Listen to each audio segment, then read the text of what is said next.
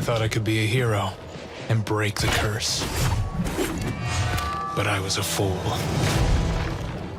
After a year-long delay, Skydance's Behemoth has finally released on PSVR2, MetaQuest Standalone, and PC.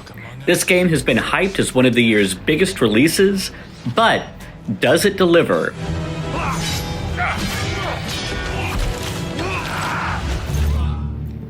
I do want to say right up front that I only played this game on PSVR2 and I haven't tested any of the other platforms, so do keep that in mind as you watch this review. The first thing I feel like I need to address is the state of this game at launch. Some reviewers who received early access did notice quite a few major bugs, particularly on the PSVR2, with gamertag VR saying it felt more like a beta release rather than a fully finished game. Fortunately, with the Day 1 patch, most of these bugs have been squashed. There were a couple of instances where I did notice some environmental pop-in, but it was mostly in a couple of areas in the second biome, so it wasn't anything that ever got too distracting. One positive thing that I do want to say before moving on, Skydance deserves some major props for solving PSVR2's Mira issue. Even in dark areas, the Mira was virtually non-existent. Moving on to gameplay, this game is a lot of fun to play. Now, despite the marketing's focus on the titular giant behemoths you'll be facing off against, there are only 4 of them in the entire game, which some of you who were hoping for a full-on Shadow of the Colossus experience may find just a tad disappointing. Most of your time, you'll be facing off against waves of marauders, cursed humans that use swords, axes, and will shoot at you from afar with bows and arrows. The combat in this game is physics-based, just like Skydance's previous The Walking Dead games, which means that weapons have weight to them, and unlike other games like Asgard's Wrath 2, which is more animation-based, as long as your weapon makes contact, you'll do damage. There are some gamified systems like the parry mechanic, but overall the swordplay has a more realistic and fluid feel to it. The combat does feel reminiscent of Dark Souls, and especially on its harder difficulties, it brings the challenge to match. Unfortunately, it's not quite as tight and refined as Dark Souls, so there were a few times where it felt like an enemy's sword would just clip straight through mine, leading to some frustrating moments. Another thing I found frustrating about the combat was the dodge system. It has what feels like an excruciatingly long cooldown period, and when you face off against later mini-bosses that strike at you with a quick succession of attacks, it can feel a little cheap. This might be chalked up to player skill, but it still led to some aggravation with one boss in particular. Also, like The Walking Dead Saints and Sinners, the stamina system is back. Though I didn't have nearly the problem with this as others I've seen. It does deplete fairly quickly in the early game, but once your character levels up, I rarely found that I had an issue with it.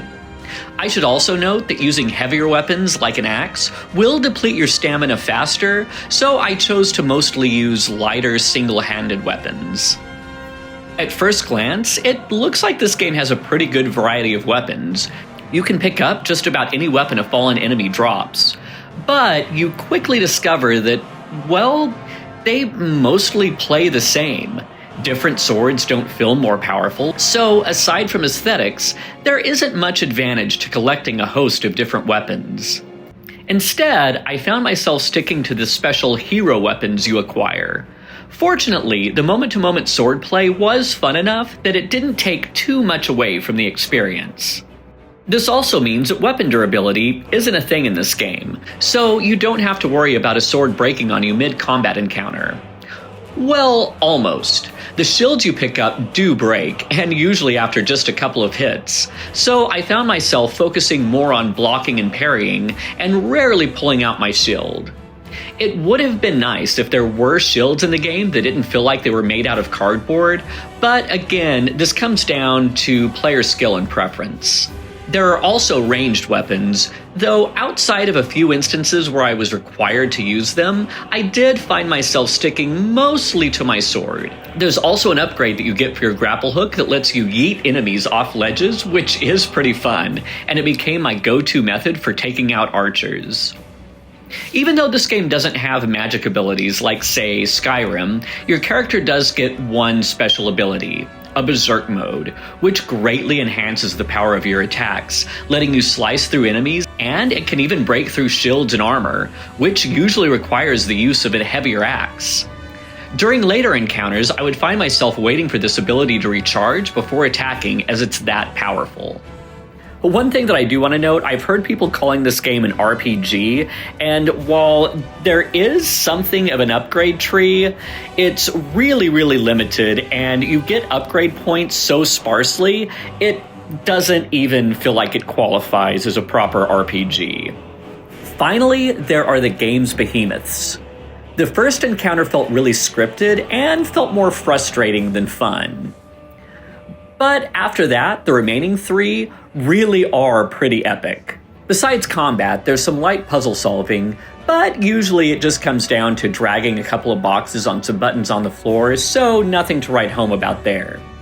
The level design is incredibly linear, but it does give the game a solid sense of progression, unlike Asgard's Wrath 2, which felt like its more open design was just kind of a time waster than anything else. It does kind of take something away from the scale of the world, knowing that unlike Skyrim, you can't run off the beaten path to explore.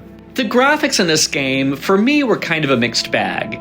It does have some pretty looking skyboxes, and at first, the environments do look really impressive. But after a while, things do start to look kind of samey, especially the first 2 biomes, which look like generic snow-covered fantasy landscapes. My gripe with this game's presentation isn't so much with the low-resolution textures, it has more to do with the overall art design. If you've watched my Metro Awakening review, then you'll know I'm a sucker for environmental detail.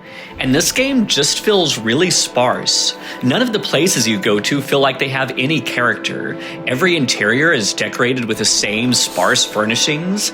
You never really get a sense of who used to inhabit these places. The combat arenas feel like they exist for mobs of enemies to spawn in. This was one of the major complaints I had with Asgard's Wrath 2, and unfortunately, Behemoth suffers from the same issue.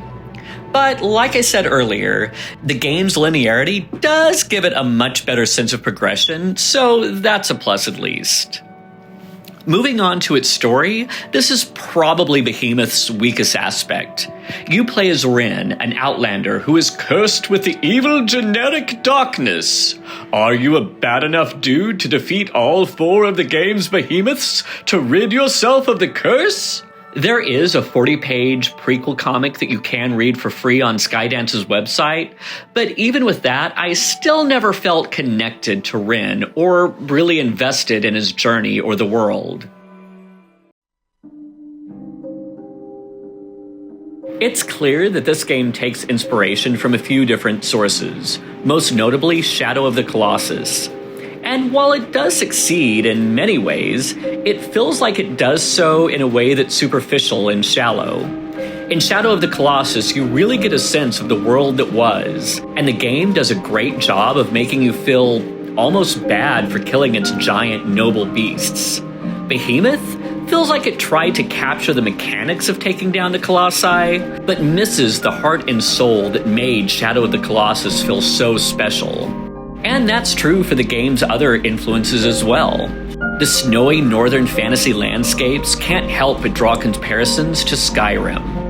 And while it may not be fair to compare what was designed to be a linear experience with a massive open world, it does feel like something is lost by not being able to run off and explore interesting things you see off in the distance. Also, unlike Skyrim, there isn't very much lore or character to the world.